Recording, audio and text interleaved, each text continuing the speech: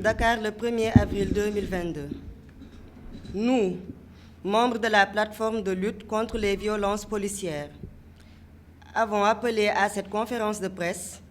afin d'alerter l'opinion nationale et internationale sur l'inadmissible et l'anticonstitutionnel qui se passe impunément sous nos cieux, à savoir les violences et bavures policières récurrentes.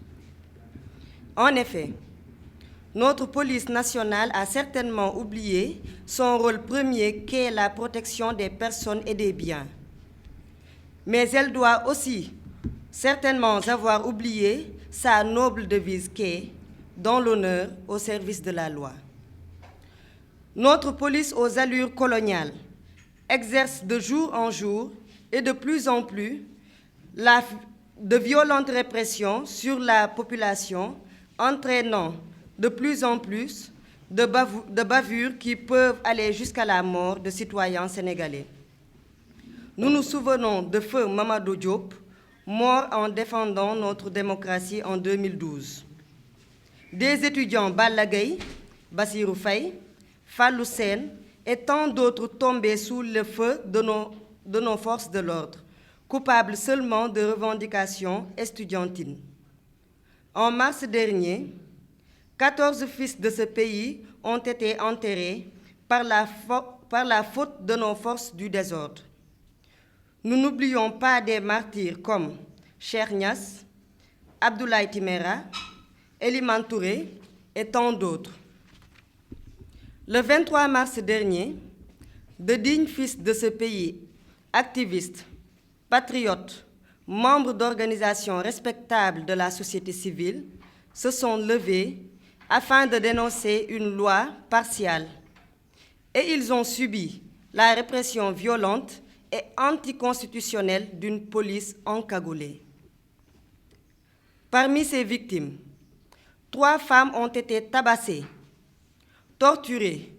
violentées, humiliées et jetées en pleine nuit dans des zones dangereuses où nos forces de l'ordre elles-mêmes hésiteront à s'aventurer sans être armées.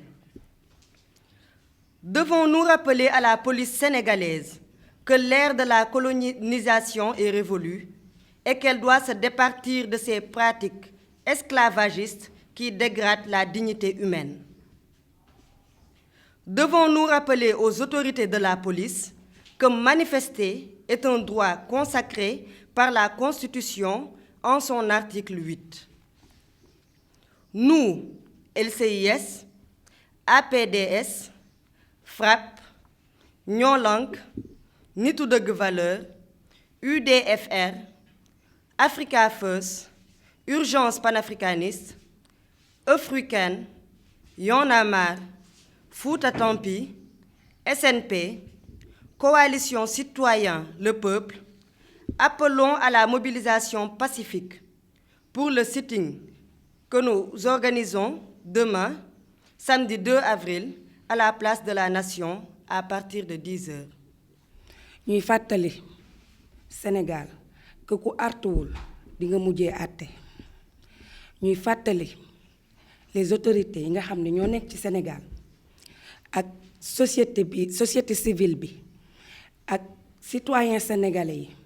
que violence policière bii ñu commencé gis ci réew mi naam yàgg na waaye dafa gën a tar dafa gën a metti di dal ci doomu sénégalais yi duñu fàtte ni te duñu di jug di fàttaliwaat sénégalais yi ne Mamadou Diop deewoon na fi en 2012 ngir jug défendre démocratie Sénégal ba tey mujjul fenn ñi ngi fàttali sénégalais yi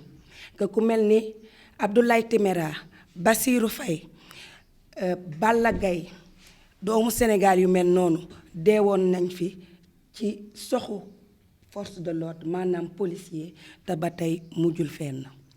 fàttewuñu Fallou Sène bu mujj bii fàttewuñu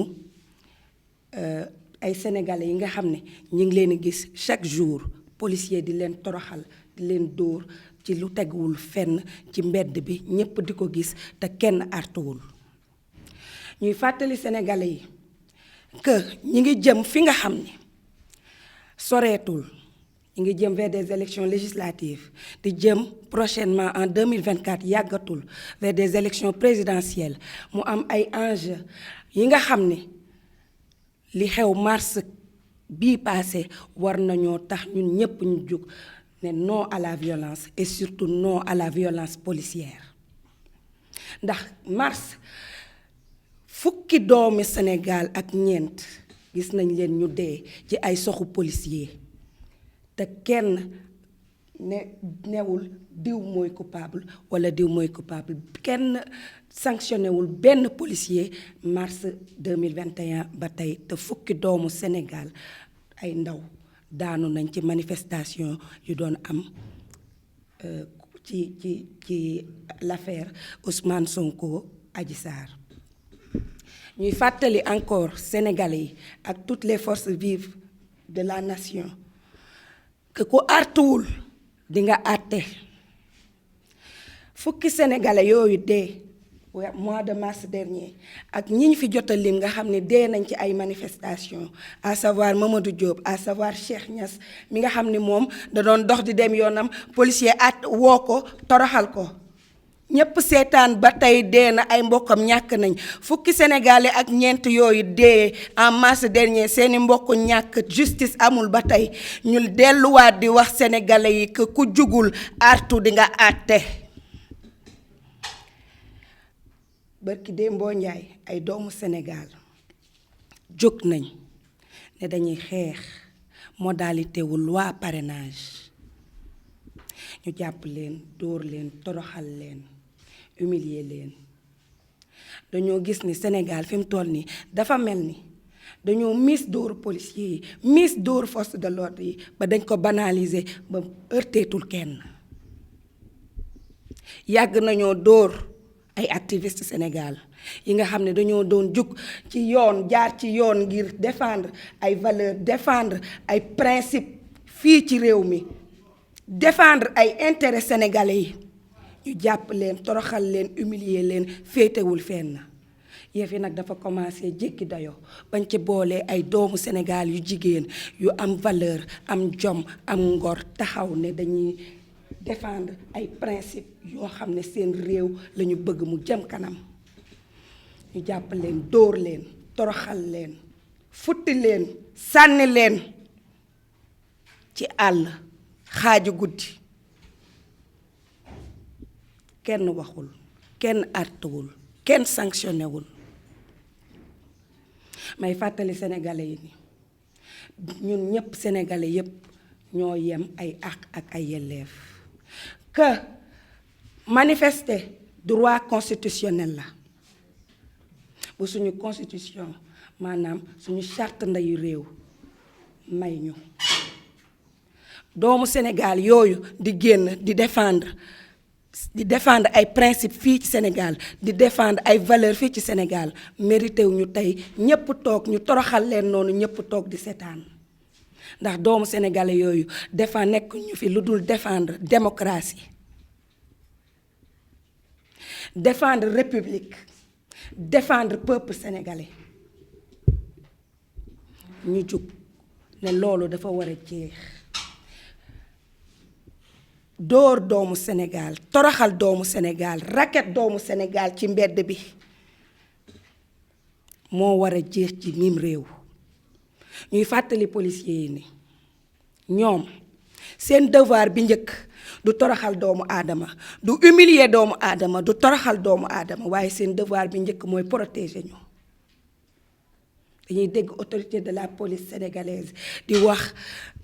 ne dañoo bëgg a nekk police de proximité waaye police de proximité boobu ñu mën a nekk mënut a ànd ak sénégalais boo gis ñaanul yàlla taseeg policier mbaa mu dugg biir police lu dul dafa wut kayit ndax ragal leen lu tax sénégalais yi ragal leen dañuy toroxal dañuy humilier dañuy futti dañuy sànni ba mu waral ñu woote doomu Sénégal yépp suba samedi 2 avril 2022 ñu woo leen fële ca place de l'Obélisque ne leen nañu ñëw ñu toog waxtaane ko won leen fi ñu toll ak ñoom naqari nañu ndax ñun dootuñu ay esclave bu mu jaam bi dafa dog ñoom ñi nga xam ne ñooy police dëkkee continuer ay méthode ñi ñu doon jaamloo dañoo war a xam ne loolu dafa war a dakk ci loolu la ñuy woo Sénégalais yi suba à partir de 10 heures ñu ñëw toog manifestation pacifique maanaam ñu toog sit-in waxtaane li ñu police di def xool naka la ñuy waxtaane police ak autorité sénégalaise yi répression bi ak mbugal bi ñu nekkee population sénégalaise mu dakk ndaxte kat mars dernier passé na fi te ñu ngi jëm ci ay élections législatives du yàgg ñu ngi jëm ci ay élections présidentielles dans moins de 2 ans te li fi amoon mars am fi bërki démb ñaanatuñu yàlla mu am.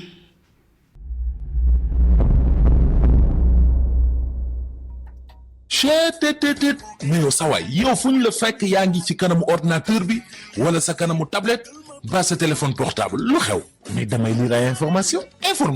waaw xoolal boo bëggee am ay information yu leer nañ et en temps réel duggal ci www.senegal7.com ay information yu wóor man de maa ngi application Sénégal 7 lépp lu xew dama koy jot ci sama téléphone ci tàng bi te nag application Sénégal 7 am ko yomb na da ngay dugg ci Play Store wala Apple Store nga télécharger ko rek xam li xew ci réew mi ak la xew ci bitim réew te nag dara du la ci umpu. Vous voulez des informations en temps réel? Cliquez sur www.senegal7.com. Sénégal 7, le roi de l'information en temps réel.